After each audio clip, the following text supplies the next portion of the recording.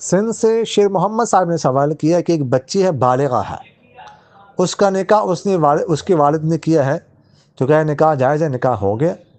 ہاں دیکھیں، اگر تو وہ لڑکی رضامند ہو اس پر یا خاموشی اختیار کرے تو ٹھیک ہے، اس صورت میں نکاح ہو گیا۔